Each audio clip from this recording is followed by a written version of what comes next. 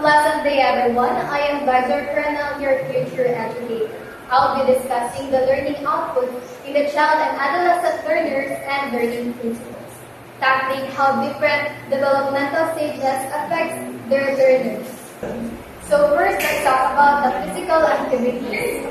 So here, during this infancy and toddler stage, they are more on rolling, which means it would help them to develop their strength, balance, and coordination. So for the next stage, we have the early childhood.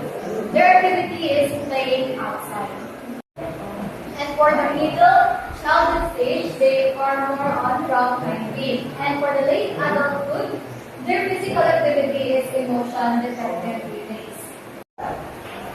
And for the last developmental stage of the physical activities, we have the adolescents, and their activities of frisbee, mix, and match that could help them to develop their cardio, coordination, and teamwork.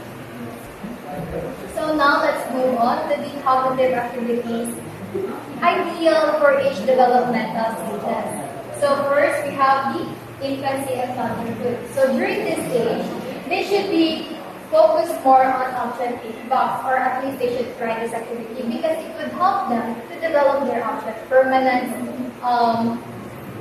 problem solving, and even early memory skills.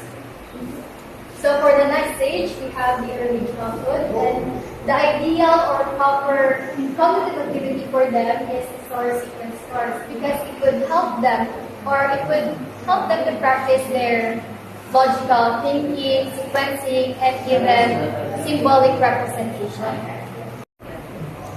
And for the middle childhood, we have the mystery pattern solver that would help the learners to improve their logical reasoning and pattern recognition. And for the next stage, we have the late childhood, and during this developmental stage, we have the cognitive activity, the question and answer that would help the learners to express their ideas clearly. And for the last stage, we have the adolescence, and during this stage, the cognitive activity is the debate, which helps the learners to think critically and analyze information easily. And for the last activities, it focuses on social-emotional. So first, we have the infancy and toddlerhood, and their activity is the peekaboo. So this activity helps the child not just to develop their object permanence, but also to anticipate their social interactions.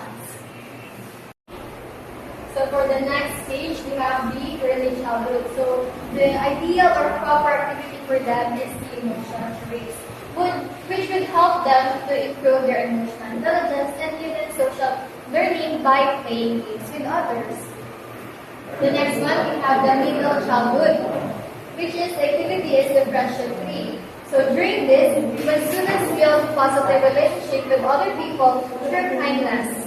And the late adulthood, we have the role play, where the students learn to handle situations such as preventing bullies and building friendships.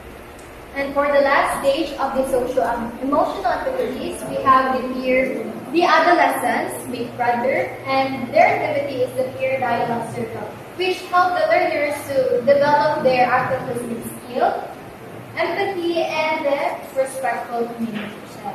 So that's all, and I hope you learned something.